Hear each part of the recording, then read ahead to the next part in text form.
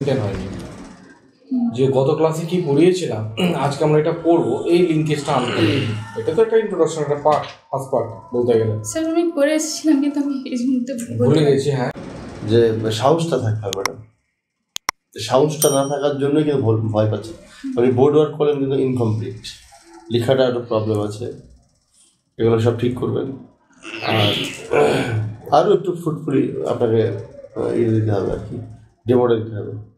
স্যাররা যত জিজ্ঞাসা করবে, যত স্যারদের কাছে আপনি কমিউনিকেট করতে পারবেন, তত আপনার লাভ ম্যাডাম। যাওয়ার চেষ্টা করবেন না একদম। অত দূর থেকে এসছেন চলে যাওয়ার জন্য নাকি? ভালো করে নিজেকে শেখার জন্য, তো নিজেকে রেডি করার জন্য। ঠিক আছে, এগুলো মাথায় রাখুন। খুব ভালো ক্যান্ডিডেট আপনি, আপনার জব হয়ে যাবে। একটু ভালো করে প্র্যাকটিস করুন। আপনার আনসার দেওয়ার যে কৌশল অসাধারণ, খুব ভালো, কিন্তু নিজেকে একটু নড়বড় হয়ে আছে।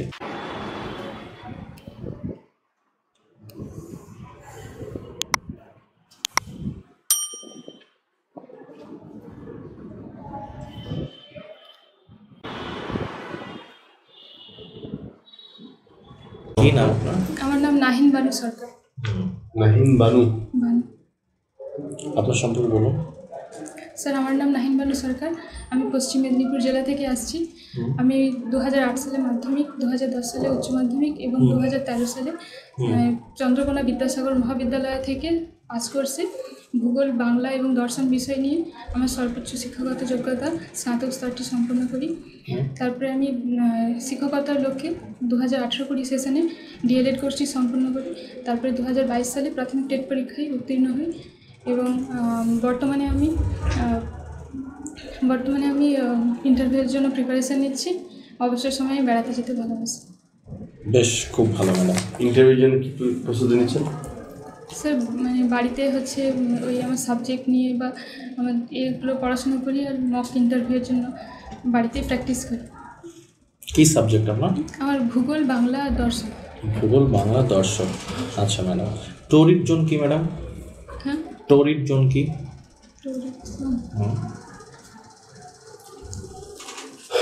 এই মুহূর্তে ঠিক মনে করছি। দিন রাত্রি সমান হয় কত তারিখে?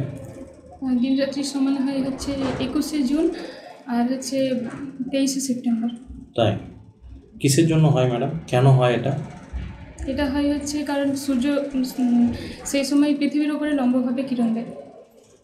আচ্ছা, পৃথিবীর ছাদ বলা হয় তাকে? পামির মালভূমিকে পৃথিবীর ছাদ বলা হয়। আচ্ছা আচ্ছা, আপনি বলুন কোন অক্ষরেখা পৃথিবীকে দুই গোলার্ধে ভাগ করেছে? উত্তর এবং দক্ষিণ গোলার্ধে কোন অক্ষরেখা? উত্তর এবং দক্ষিণ গোলার্ধে ভাগ করেছে হচ্ছে নিরক্ষরেখা। সেটার মান কত? 0 ডিগ্রি। 0 ডিগ্রি। আচ্ছা, আপনি বলুন তো কোন বচনের আবর্তন এবং বিবর্তন সম্ভব না?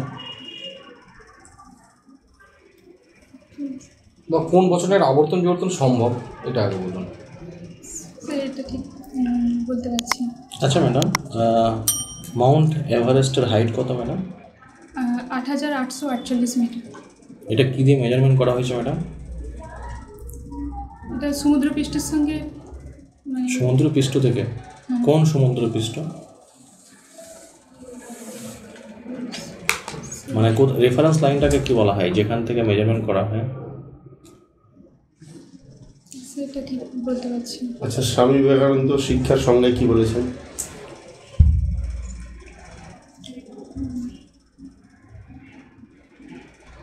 স্যার এটা ঠিক জানা নেই। স্বামী বিবেকানন্দের একটা উক্তি বলুন।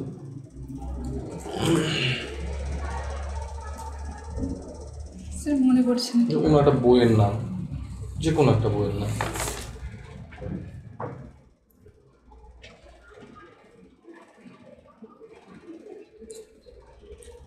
আচ্ছা, পেডাগজি বলতে কি বলছেন? পেডাগজি হলো মানে যেটা শেখানো হয় আর কি, শিখন বিদ্যা, যেটা শিক্ষার্থীকে কীভাবে শেখাবো সেটাই পেডাগজি। আদর্শ শিক্ষকের কটা বৈশিষ্ট্য বলুন। স্যার আদর্শ শিক্ষককে অবশ্যই ধৈর্যশীল হতে হবে, বিষয়ের প্রতি জ্ঞান থাকতে হবে, তাছাড়া হচ্ছে নিয়মানুবর্তিতা থাকতে হবে আদর্শ শিক্ষকের মধ্যে। আজকে কি পড়াবেন ম্যাডাম আমাদের? স্যার আমি আজকে জীব জড়ো পড়াবো। জীব জড়ো? জীব এবং জড়ের ধারণা। চলুন ম্যাডাম। ধন্যবাদ স্যার। স্যার আমি কি পড়ানোর সময় গুড মর্নিং আমার ছোট্ট ছোট্ট বন্ধুরা, তোমরা সবাই কেমন আছো? খুব ভালো ম্যাডাম। আপনি ভালো আছেন ম্যাডাম? হ্যাঁ আমি স্যার ভালো আছি। আচ্ছা তোমরা সবাই খাওয়া দাওয়া করে এসেছো তো?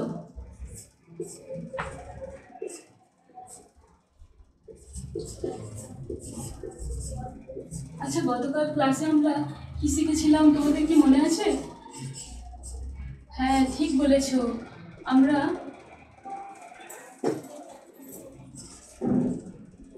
আমাদের পরিবেশে কি কি উপাদান আছে সেই সম্বন্ধে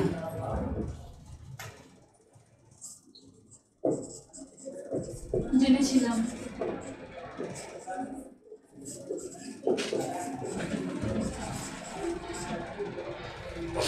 আচ্ছা বলো তো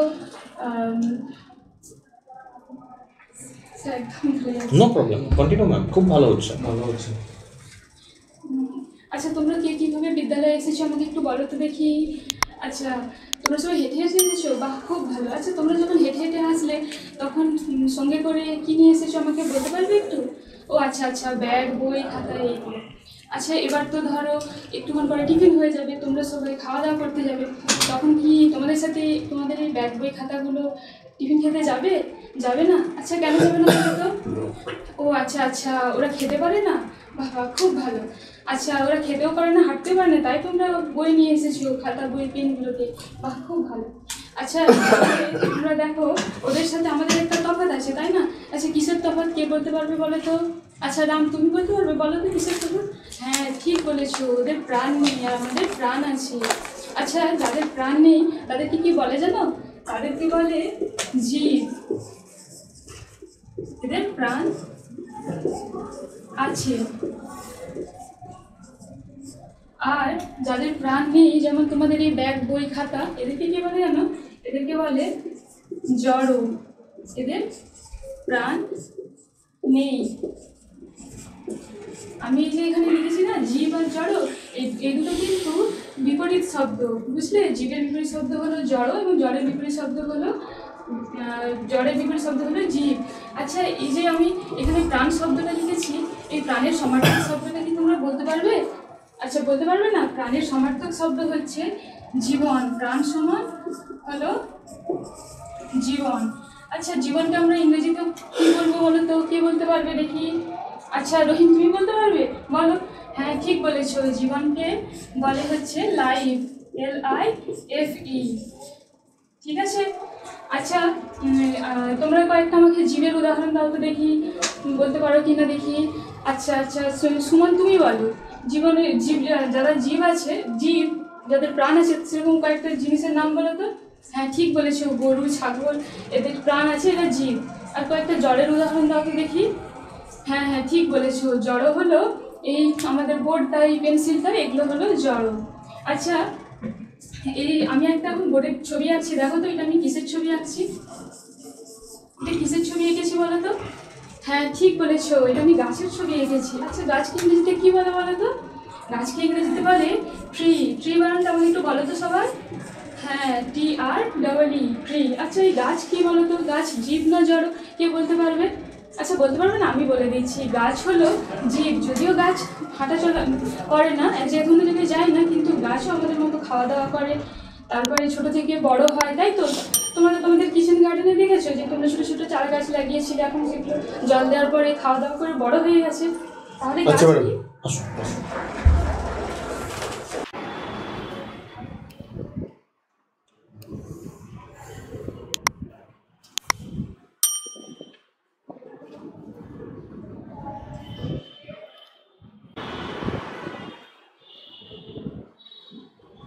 প্রথমে বলি আপনার ক্লাস ডেমো নিয়ে। ক্লাস ডেমো বলতে গেলে প্রথমেই আপনার যে স্কিলগুলো মেনটেন করা, প্রথমত হচ্ছে ইন্ট্রোডাকশন স্কিল, সেটা এখানে একটু মেনটেন হয়নি।